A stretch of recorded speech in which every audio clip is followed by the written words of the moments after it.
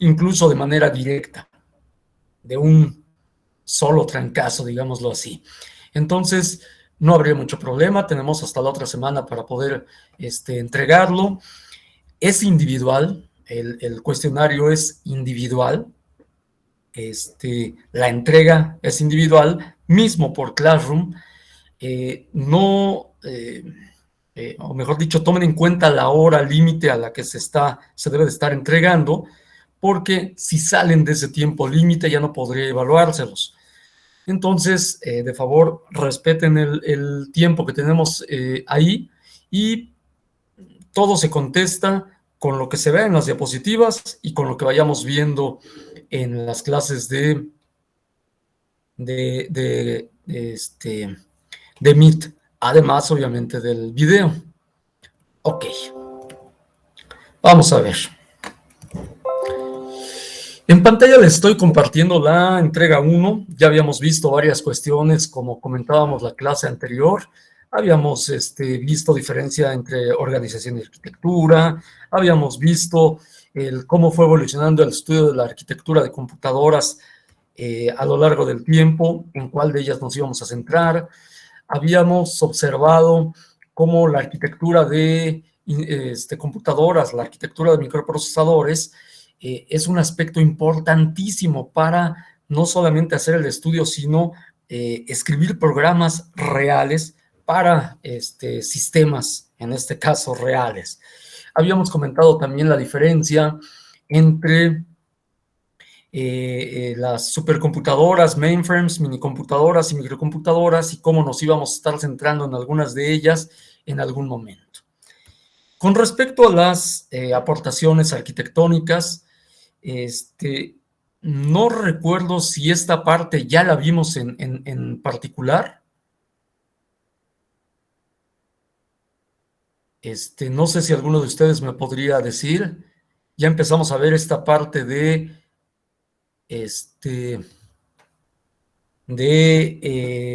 aportaciones en específico, o íbamos a comenzar con ello, no recuerdo bien. Íbamos a comenzar, profe. Ah, ok, gracias. Ok, bueno, gracias. Habíamos comentado anteriormente que esta parte que vamos a observar no se trata de ver como parte de la historia cada una de estas máquinas, sino las aportaciones que cada una de ellas hizo para justamente para la industria de la computación, el saber de la computación, etcétera, etcétera. Ustedes saben que la evolución se da en diferentes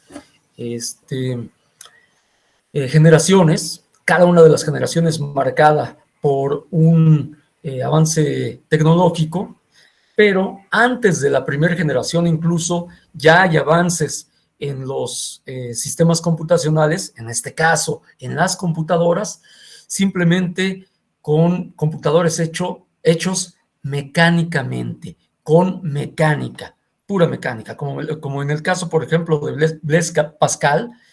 Aquí me gustaría hacer un comentario. Si ustedes buscan en internet Blaise Pascal, dice que su máquina parece una pastilla para dolor de cabeza, es la pascalina. Es una traducción muy desafortunada, muy curiosa, digo, y ese es el problema a veces de buscarlo en internet, y es con lo que a veces uno se da cuenta de si ustedes lo contestaron por lo que vimos aquí o lo googlearon por ese tipo de cuestiones, ¿no? Entonces, Blaise Pascal desarrolla una máquina. Aquí lo importante es que es una máquina decimal, porque cada engrane tiene 10 dientes, representando y haciendo la cuenta en base 10. Eso implica que es una máquina decimal. Y aquí hay aspectos importantes que debieron haber visto el semestre pasado. Aquí ya se establecen los conceptos de registro. Un registro es un elemento que guarda información y sirve para hacer operaciones con otros registros o sirve para guardar resultados en ese momento. Si ustedes recuerdan en organización, les habrán comentado que existen 3 tipos de registros para todas las máquinas. Todas las máquinas contienen estos 3 tipos de registros. Bueno, son 3 tipos independientemente del nombre. Registros acumuladores, registros temporales o de uso temporal y registros generales o de uso general. Un acumulador, un registro acumulador, guarda resultados y puede realizar operaciones de entrada-salida. Un registro de uso general no guarda resultados ni puede hacer operaciones de entrada-salida.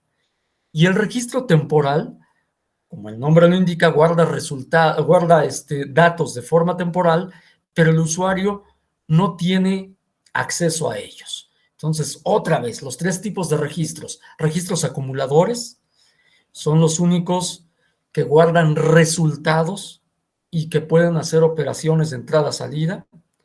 Los registros de uso general, con los cuales se puedan hacer las operaciones, pero no guardan resultados, ni tampoco pueden hacer operaciones de entrada-salida.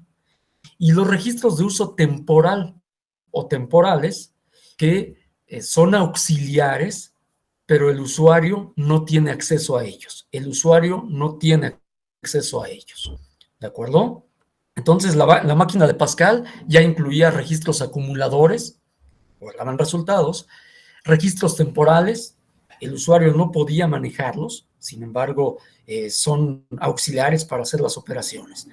En el caso de Leibniz, basado en la máquina anterior, hace modificaciones, ya puede hacer más operaciones con un mecanismo llamado contador escalonado. En el caso de Jacquard, muchos años después, la aportación es que establece para un telar que es enteramente mecánico, tarjetas perforadas. Cada tarjeta perforada es como si fuera un programa distinto, de manera que ¿cuál es la aportación de la máquina de Jacquard? Los programas a través de tarjetas perforadas. Yo metía una tarjeta perforada y el telar realizaba una figura. Otra tarjeta perforada realizaba otra figura. Si se fijan, son como diferentes programas. En el caso de Babbage, tiempo después, basado obviamente en las máquinas anteriores, establece ya diferentes, aquí lo establece como tablas de figuras, son diferentes tablas de constantes. Pues prácticamente es lo que tenemos en las máquinas actuales para poder realizar algunas operaciones, cambian unos programas, pero datos permanecen igual. En el caso de Babbage, con su máquina analítica, es de las que más aportaron ya en el 1834, porque ya establece unidades separadas, ya no es, digamos que todo revuelto, son unidades separadas. El almacén son como unidades de memoria, el taller son como ALUs, son las que realizan las operaciones. Las tarjetas de operación son como los diferentes programas de la máquina de Jacquard o del telar de Jacquard. Las tarjetas de variables son otras tarjetas perforadas que combinadas con las anteriores pueden entregar distintos resultados. Entonces, si ustedes se fijan en la máquina de Babbage, ya incluimos todo lo que tenemos en la actualidad.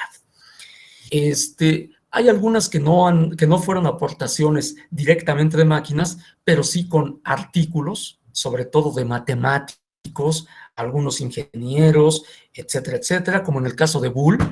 En sus leyes del pensamiento es un artículo donde sienta las bases del álgebra de Boole y es lo que utilizamos actualmente para la electrónica digital.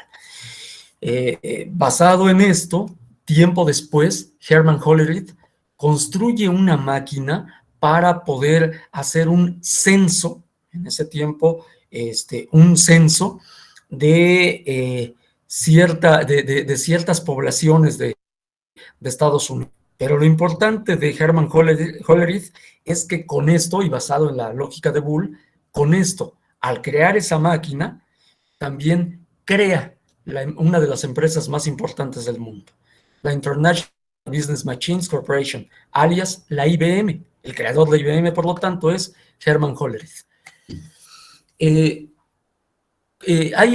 unos dispositivos considerados electromecánicos, si ustedes los conocen, son los relevadores o relays que les llaman, y por su forma de funcionamiento, que solamente abre y cierra, abre y deja pasar y cierra y no deja pasar, o viceversa, se considera perfectamente adecuado, basado en la lógica de Boole y lo que hicieron anteriormente para ciertas máquinas. En este caso,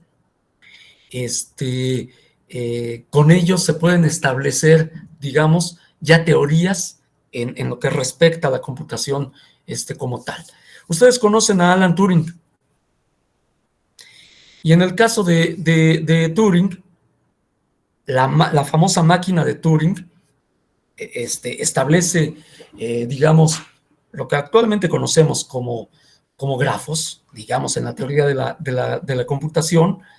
Es una forma de modelar una máquina completa. Esa es su principal aportación, porque con esta base, SUSE, un alemán, crea una máquina con estos relevadores que les comentaba, pero su gobierno prácticamente no le hizo caso, si no le hubiera ganado la carrera a los Estados Unidos. Pero bueno, en ese tiempo creó la Z1, Z2, Z3, etcétera, etcétera.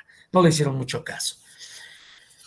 Antes de la primera generación, un físico, profesor de matemáticas estadounidense, Howard Aiken, crea una máquina ahora americana con esta misma base que es la Mark I, nada más que su gobierno sí le hizo bastante caso. Se fijan, estas ya son máquinas, todas estas binarias. Si nos regresamos un poquito, esta primera máquina, que era la de Pascal, era decimal, pero todas las demás ya eran binarias. Okay. En el caso de la primera generación, se da porque hay una nueva tecnología. Los avances anteriores no se consideran parte de la primera generación porque era tecnología ya existente. En cambio, en este caso hay una nueva tecnología, se utiliza para el área de la computación, por lo tanto se establece como la primera generación. ¿De acuerdo? Ok. En esta primera generación, con los tubos al vacío, tubo al vacío, una ampolleta al vacío, como un foco que tiene un filamento que envía electrones. En el caso de un foco, al estar al vacío y al estar recubierto de tungsteno, lo que emite son fotones y por eso ilumina. En el caso de un tubo al vacío, también emite electrones, pero tiene otros elementos que controlan ese flujo de electrones. Es el nacimiento de la electrónica como tal. Y ya con esta base, Turing y Michie, dos que forman un equipo basados en la teoría de Alan Turing, crean la Colossus. La Colossus se puede considerar la primera máquina de primera generación, pero no la representativa, sobre todo por uso. La máquina representativa es la ENIAC. Si ustedes recuerdan, habrán escuchado de la misma. Tiene características muy curiosas. Basado en lo anterior, Mockley y Eckert crean la ENIAC. ¿Para qué?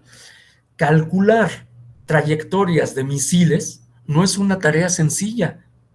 Alrededor de 200 personas en una habitación hacen cálculos para poder lanzar un misil con ángulos específicos, fuerzas específicas, etcétera, etcétera. ¿Sí? En ese tiempo se hacía pues, con calculadoras, muchísimas personas para hacer esos cálculos. No crean que es como una resorterita para darle a algo. Hay que calcular velocidad del viento, temperaturas, alcances, trayectorias, etcétera, etcétera. Y la ENIAC lo que pretendía era justamente automatizar todo esto con una máquina. La Segunda Guerra Mundial comenzó en el 39, terminó en el 45. La construcción de esta máquina, el diseño de esta máquina comenzó en el 43 y terminó en el 46. Ya no se utilizó para esto, sin embargo, fue el nacimiento de la industria de la computación como tal. ¿Por qué en este caso la Colossus no es reconocida como la máquina representativa de la primera generación, porque era para un uso específico. En cambio, la teoría que estableció la ENIAC era para resolver muchos problemas. Ese fue el chiste. Nada más para que se den idea. Ok, dice que pesaba 30 toneladas. Si un bocho pesa poco menos de media tonelada, es como tener 30 bochos encimados. Eso es lo que pesaba esta máquina. Contenía aproximadamente 19,000 tubos al vacío. ¿Y esto por qué? Esto sí anótenlo. Era una máquina decimal. Otra vez, era una máquina decimal. ¿Por qué decimal? Para poder representar un número teníamos 10 tubos al vacío. Si había prendidos 3 válvulas, ¿qué número estaba representando? Pues el 3. Si estaban prendidas 9 válvulas, ¿qué número representaba? Pues el 9. Y así me la voy llevando. ¿De acuerdo? Y esto mismo se hacía también para con los cálculos. Por eso se consideraba una máquina decimal. Así es fácil saber porque son 19,000 tubos al vacío. 19,000, pues suena sencillo. Pero a ver, vamos a contarlos. 1, 2, 3, hasta llegar a 19,000. Ya no es tan fácil. Una estación de radio actual, de AM sobre todo, yo comentaba un ejemplo, Radio 1000, por decir algo, de AM, porque son las que mayor potencia deben generar para llegar para tener cierta cobertura, genera 100,000 watts de potencia. Esta máquina consumía 150,000 watts de potencia, una sola máquina, de manera que vean ustedes la diferencia que había. Von Neumann se integró a este proyecto también, dio sus aportaciones, pero escribió un artículo que es la base de las máquinas que tenemos actualmente, el Preliminary Discussion of the Logical Design of an Electronic Computing Instrument. ¿Por qué es importante este artículo? Porque establece una máquina binaria, como las que tenemos actualmente, establece la forma en la que se iban a leer y escribir instrucciones y datos, todo en una sola memoria, y es por eso que la forma en que tenemos que para escribir los programas es esa, instrucciones con sus datos en la misma memoria. Con el tiempo cambió esto, pero esto mismo se siguió normalmente. Ok. Hace otras aportaciones como el hecho de tener una memoria principal, una ALU, una unidad de control y un equipo de entrada-salida. Es decir, estas características las tienen todas las máquinas actuales. Ok, Mockley y Eckert, lo van a ver en el video, se quedaron un poquito resentidos porque ellos sintieron que este artículo de von Neumann lo escribió con base a la máquina que habían diseñado ellos. Pero no hay nada claro en este sentido. También aquí hay sus aspectos humanos, ¿no? Ok. Con esas mismas bases anteriores, el mismo Mockley y Eckert, los mismos Mockley y Eckert, crean una empresa que ya comienza a producir, ya de forma serial, computadores. En este caso, la UNIVAC. ¿Por qué es importante la UNIVAC? No solamente para se usó, sino para poder establecer lo que se conocería al tiempo como serie. Es una serie de máquinas llamadas UNIVAC, con características un poquito distintas y otras. Y sobre esta se construye otra serie distinta y así nos las vamos llevando. La UNIVAC 1, hubo UNIVAC 2, UNIVAC 3, posteriormente ya se desarrolló la serie 1100 y el modelo representativo, la UNIVAC 1103, etcétera, etcétera, con aplicaciones, por ejemplo, científicas que habla de lo que habla en este caso. Segunda generación, como les comentaba. ¿Para qué se creó el transistor? ¿Ok? John Bardeen, Walter Brattain y William Shockley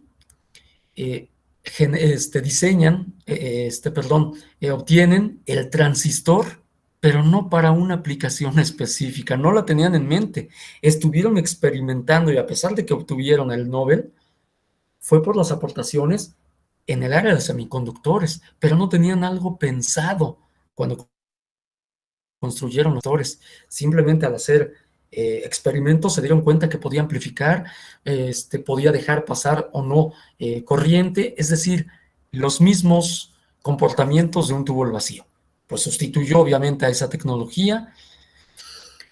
Al paso del tiempo, IBM toma esa tecnología junto con NCR y son las primeras empresas que lo usan en el área de la computación.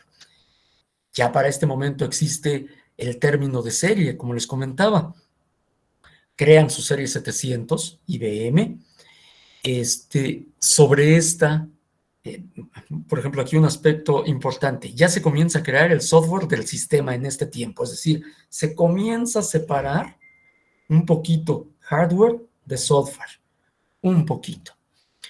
Con la serie 7000 es cuando esto da un gran salto, porque se crea la máquina representativa de segunda generación, la 7094, la 7094, ¿sí? Y esto porque es importante. Vamos a ver más adelante qué aportó la 7094, una forma de trabajo muy específica que influyó en muchos sistemas operativos de mucho tiempo. Tercera generación. La tercera generación se caracteriza por la creación de los circuitos integrados.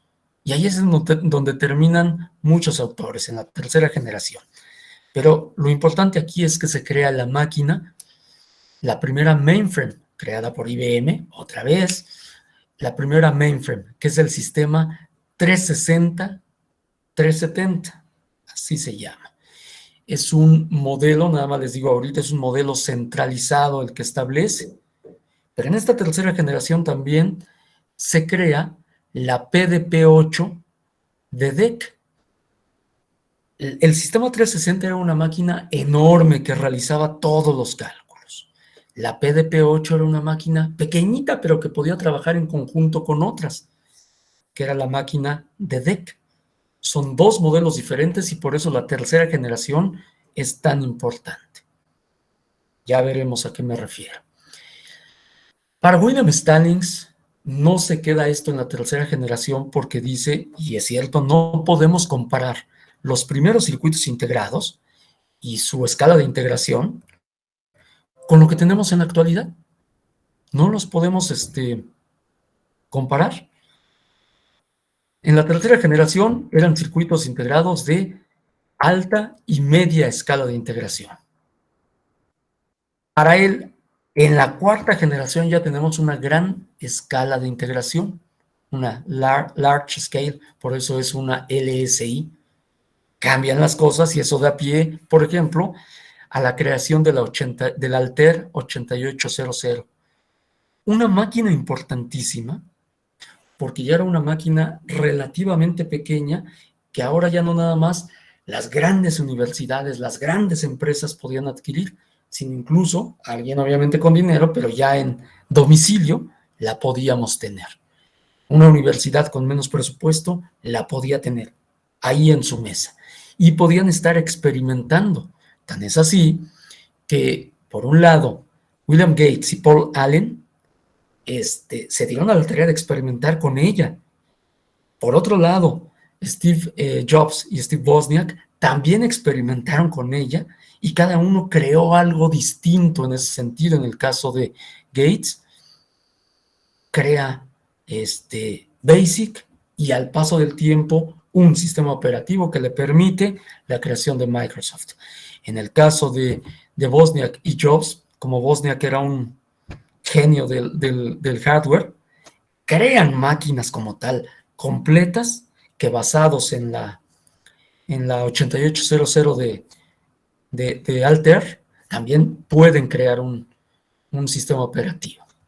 Ok, la quinta generación ya es como tal, con estas bases de Microsoft, de Intel, de IBM, se crea la PC, y en el caso de Jobs y Wozniak, con la Apple crean la Macintosh. Y ahí comienza la historia que hasta la actualidad conocemos. Existe una sexta generación, que es en la que estamos actualmente, de ultra alta escala de integración. ¿De acuerdo? ¿Hasta aquí alguna duda, jóvenes? No, profesor. No, profesor, todo claro. Ok, gracias. Bueno, si se fijan, aquí me fui un poquito rápido. Yo sé que hablé como merolico, pero estos son aspectos que anteriormente ya habían visto, estoy seguro, en algunas asignaturas por diversas razones, aunque en este caso me centré un poco más en algunos aspectos de aportación. Ahorita lo que vamos a ver es la máquina representativa por generación, explicando un poquito más a fondo para que vean ustedes cómo los modelos que tenemos incluso de programación, que tenemos incluso actualmente, se basan en muchos de esos aspectos. Ok, repito, la máquina representativa o considerada representativa de primera generación no es la Colossus, aunque fue la primera, sino la ENIAC, por el aspecto de que fue una máquina creada para muchas aplicaciones. Se comenzó a crear para una sola, pero terminó creándose para muchas aplicaciones. ENIAC, por Electronic Numerical Integrator and Calculator, es una máquina decimal, recuerden, decimal, porque estaba hecha con tubos al vacío y su representación en ese sentido era decimal. Este es la estructura general de esa ENIAC. Sí, nada más vemos cuadritos, pero ahorita comento acerca de ellos. Vamos a tener, y uno de los aspectos principales, un conjunto de acumuladores. Es como si fuera su memoria principal, un conjunto de acumuladores. Aquí hay 20, puede haber tenido más, claro. Un conjunto de acumuladores va a tener tablas de funciones y divisor y raíz cuadrada, que son unas tablas de constantes que con el multiplicador se pueden lograr realizar muchas operaciones, incluso complejas, como polinomios, o sea, muy buena máquina científica en ese sentido. Para la entrada-salida tenemos lectores de tarjetas e impresoras de tarjetas. ¿Eso quiere decir que leía y escribía con tarjetas perforadas? Sí, pero solamente lo que teníamos que escribir y leer de forma específica, es decir, valores específicos, porque se programaba con la unidad programadora maestra, que era una unidad separada. Ok, aquí vemos la unidad programadora maestra como un cuadrito chiquito. Aquí vemos vistas, aquí tenemos vistas, perdón, de la ENIAC. Curiosamente, esta unidad programadora maestra es todo este panel que ven hasta acá, todo este panel que ven con este cablerío. Todo este panel que ven con esos cables, esa era la unidad programadora maestra. Es decir, ¿cómo se programaba en realidad esta máquina? ¿Han visto los telefonistas para pasar llamadas y demás? Conectan por acá, desconectan por acá, suben switch por acá, y etcétera, etcétera. Así se programaba la ENIAC. Esa era la forma de programación, conectando y desconectando cables, subiendo y bajando interruptores. Así se programaba. Por lo tanto, aquí, ¿qué está haciendo esta persona? Programando. ¿Qué están haciendo estas chicas? Programando.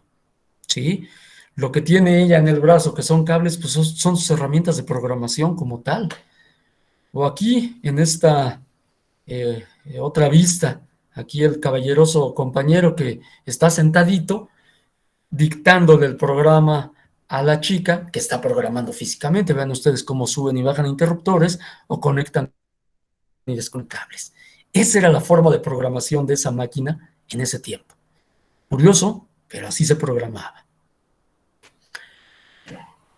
El formato general, porque así pregunta también en el cuestionario, ¿cuál es el formato general de programación de la ENIAC?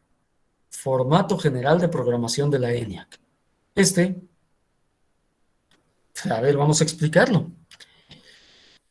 Acumulador 1, acumulador 3, 2, perdón, acumulador 3, acumulador 4 y la operación realizar.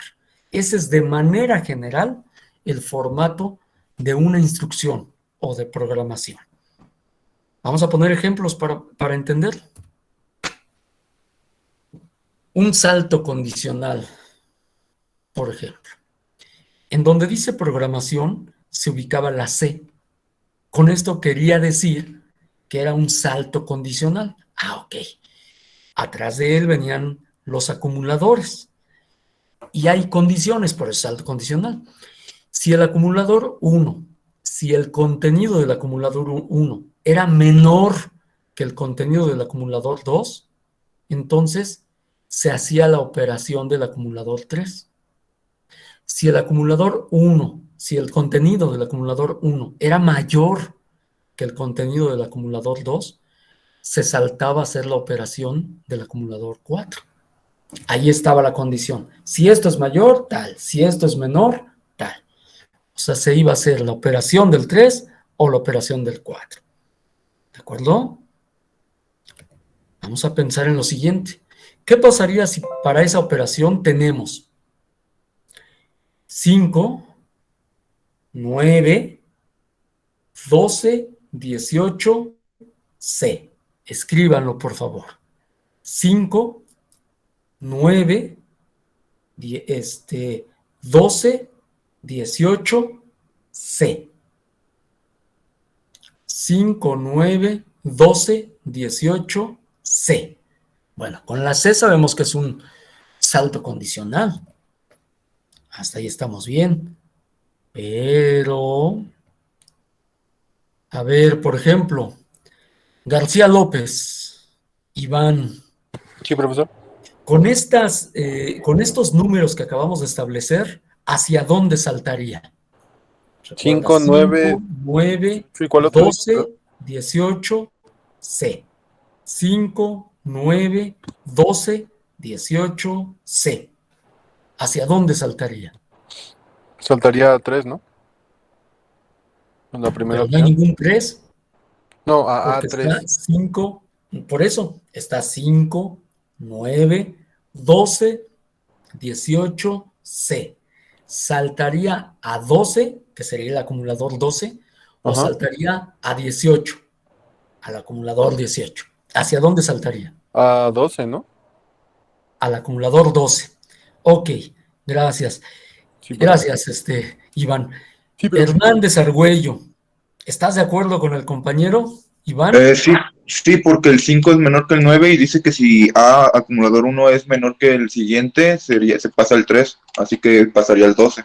Ok, vamos 2-0, favor al 12.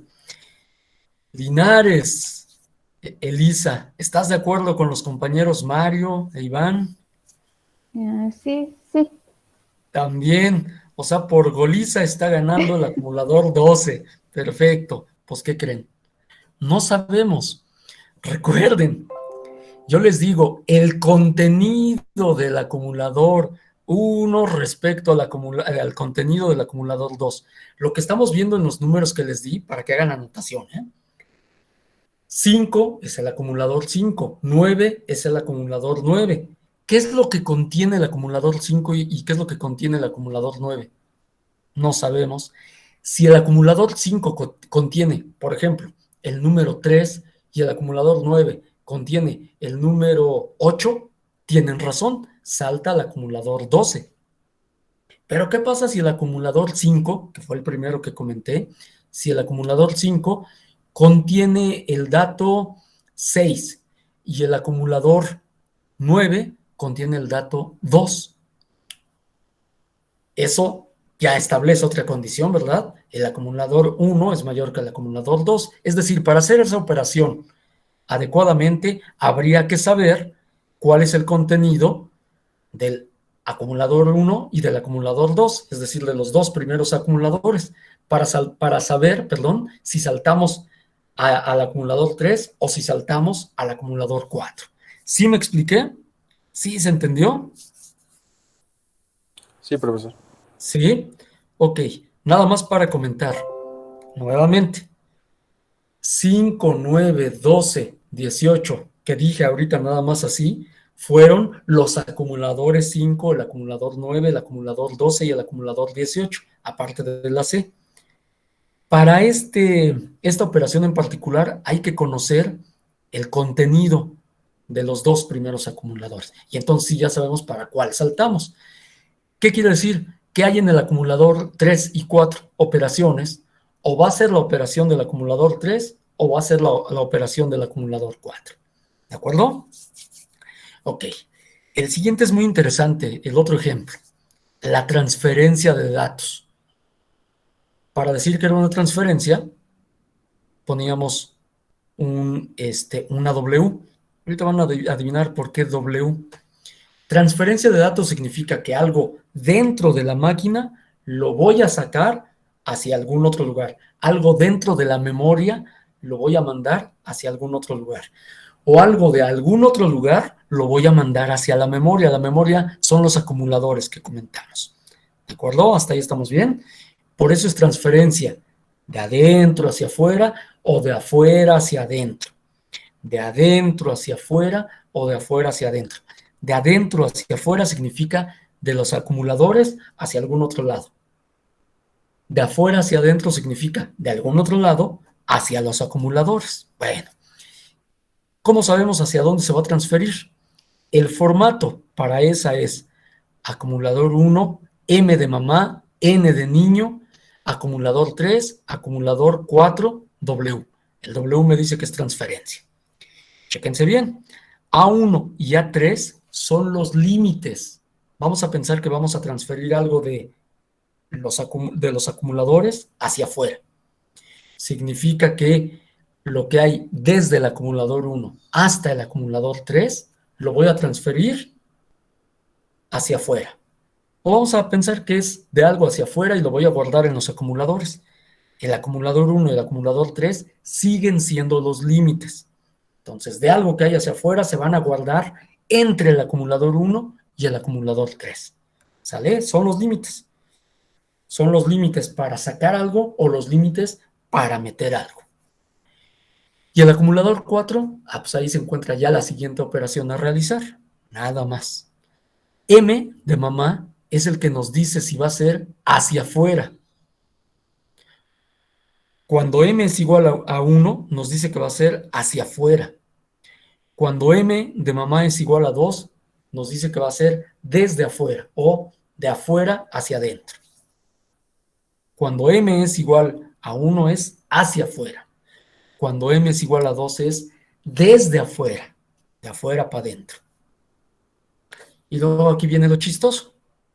N de niño nos dice por qué número de alambrito va a viajar esa información. Así de física era la programación de la ENIAC. N de niño nos dice el alambrito por el que va a viajar la información. De manera que si nosotros tenemos 2, 1, 3, 10, 14, W, 2, otra vez, 2, 1, 3, 10, 14, W. ¿Qué es lo que nos está diciendo que va a hacer Romero Muñoz? Sí, profesor, ¿me escuchan? Sí, claro, claro. Pues sí, según lo que nos había dicho, entonces, si es 1,3, entonces está diciendo que los datos van a ir hacia afuera y va a pasar por el alambre 3. Ok, pero el 2 inicial y luego, acuérdate que dije 2, 1,3 y luego puse 10 y luego puse 14. ¿Qué nos indican los otros números? Que los datos que estén desde el 2 hasta el 10 son los que se van a mandar. Exactamente. Del 2 al 10 son los límites. del acumulador, lo que haya desde el acumulador 2 hasta el acumulador 10 es lo que se va a ir hacia afuera por el alambre 3. Y el 14, ¿qué nos indica? Esa era otra operación, o sea, no lo contemplábamos. Perdón, no te escuché. ¿Será qué? Que esa era otra operación, o sea, no lo contemplábamos ahorita. Ah, ok. En 14 se encuentra, ya una vez que termine la transferencia, la siguiente operación a realizar. ¿Sale? Una vez que termine la transferencia, la siguiente operación a realizar se encuentra en el acumulador 14, en este caso. Efectivamente. Así de física, de físico, gracias, Aarón. Así de física era la programación para la ENIAC. Ok, Mark I y Mark II son máquinas desarrolladas por Howard Aiken, recuerden, esta persona, Howard Aiken, físico, ingeniero, matemático, eran muchas cosas. Fíjense cómo la máquina, ya no le veo alambres por fuera, no hay ningún alambre, siguen siendo máquinas enormes, porque hacen operaciones relativamente complejas, pero la programación ya no era así, ya era con tarjetas perforadas. Vean ustedes cómo evolucionó en este caso. Luego viene la máquina que marcó la estructura de la computación durante mucho tiempo, la IAS. La IAS es la máquina propuesta por von Neumann. Número 1, máquina binaria, no decimal, como en el caso de la ENIAC, máquina binaria. Segundo, él establece una constitución general, una estructura general que la basa en el cerebro humano. ¿Por qué? El cerebro humano hace cálculos, ¿no? Pero también nos aprendemos cosas de memoria, ¿no? Pues por eso establece una unidad aritmético-lógica y una unidad de memoria principal. Parecido. Pero además tenemos sentidos para percibir y unidades motoras para mover. Por eso establece aparte equipos de entrada-salida, apartado de lo demás. Vean ustedes por qué está basado en el cerebro humano. ¿Qué pasa si ustedes acercan su mano a la estufa prendida? Por, decimos, instinto, inmediatamente la alejamos. Pues nos está quemando, ¿no? ¿Cómo sabemos que nos quema? Los sentidos, en este caso el sentido del tacto, toda la piel, hace viajar por señales eléctricas a un conjunto de neuronas que son las que perciben lo que los sentidos le mandan. Esas neuronas no son las que se dedican a hacer los cálculos, son las que se dedican a recibir la información que los sentidos le dan para mandárselas a otro conjunto de neuronas que sí hace los cálculos. Por eso en el equipo de entrada-salida, él se basa en esos dos conjuntos de neuronas. Las neuronas sensoriales son las que perciben lo que los sentidos le envían, y las unidades motoras. Una vez que se percibió el calor, las neuronas que sí se dedican a hacer el cálculo dicen, aléjalo, aléjalo, y generan señales para otras unidades neuronales motoras para mover la mano.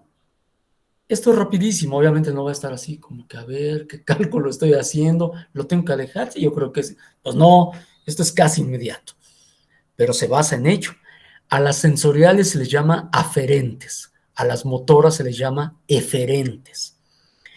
Y todo esto controlado, es como si fuera el sistema nervioso central, controlado por una unidad de control de programa. Esto es interesante, que lo haya basado en el cerebro humano, ¿eh? Ok, para él debe ser una máquina binaria y hace la propuesta de una máquina de 40 bits, otra vez una máquina binaria de 40 bits, ya estamos trabajando con lógica digital, 40 bits. Y tiene dos formatos de palabra, la palabra de número y la palabra de instrucción.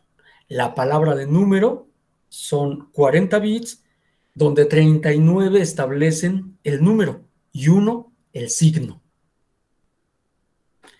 En el formato de la palabra de instrucción es interesante, porque sigue siendo una palabra de 40 bits, pero esa palabra va a contener 2 instrucciones. Esa palabra va a contener 2 instrucciones.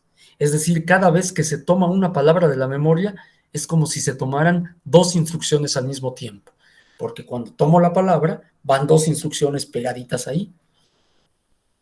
Si en una palabra de instrucción de 40 bits tengo 2 instrucciones en realidad, ¿de qué tamaño es cada palabra de instrucción? ¿Quién me dice?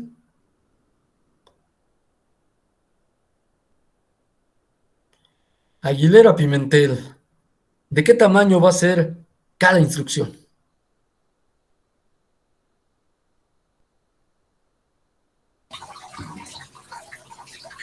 ¿Ahí se escucha? ¿Aló? Sí, con un poquito de ruido, pero te escucho. Sí. ¿Serían de un bit cada palabra? ¿O me ¿De qué? estoy equivocando? ¿Un bit cada palabra? ¿Un bit? O sea, cada instrucción es de 40 bits, ¿no? Cada instrucción es de 40 bits. Entonces, Cada palabra de instrucción. Por lo tanto, ok. si en cada palabra vienen 2 instrucciones, ¿de qué tamaño va a ser cada instrucción? ¿De 80? Ay, caramba. No, si cada palabra vienen 2 40, instrucciones. 80. Ok, ya te ganó aquí Víctor Arón. 20 bits. 20 bits. Lo pueden ver también aquí mismo. Si la palabra de 40 bits está compuesta por 2 instrucciones, pues cada instrucción va a ser de 20 bits. 20 bits más 20 bits son 40 bits. ¿De acuerdo? Ya nada más para terminar en esta parte. Gracias, Víctor. Ya nada más para terminar en esta parte. Todas las instrucciones se componen siempre, la que sea en las máquinas actuales de hace tiempo, la que sea, todas las instrucciones se componen de 2 campos, es decir, de 2 espacios, de 2 conjuntos de bits. Uno es el llamado código de operación y otro es el llamado operando. Por eso podemos encontrar que en el formato de la palabra de instrucción tenemos la instrucción derecha y la instrucción izquierda.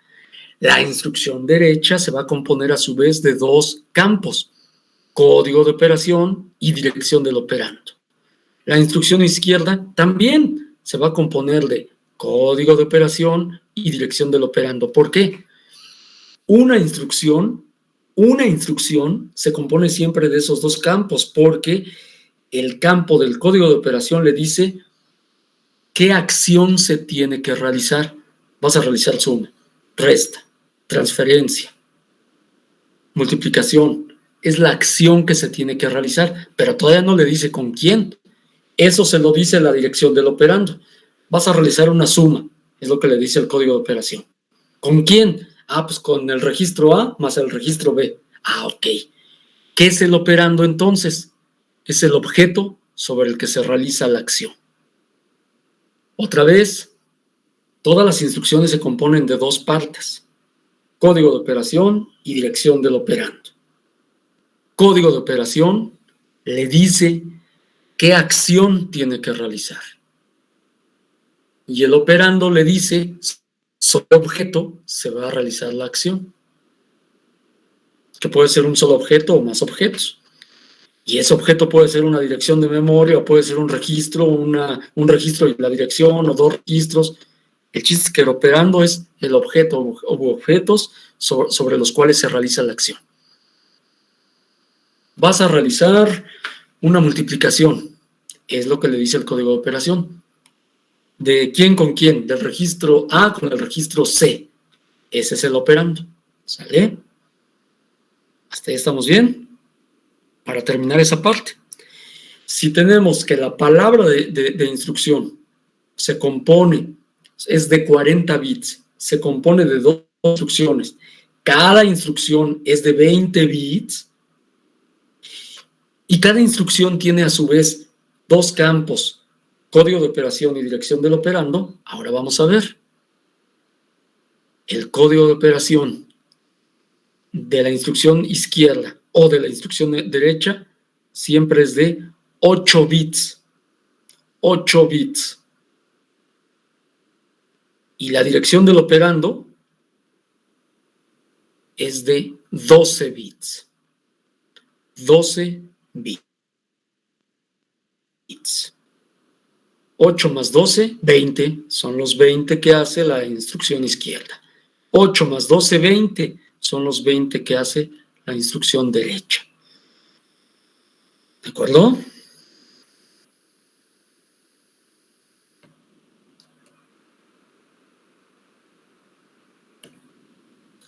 ¿Hasta aquí estamos bien, jóvenes? Llegue el icono. Sí, profesor. Sí. Sí, profe. Sí, Yo tengo una duda. sí, claro que sí.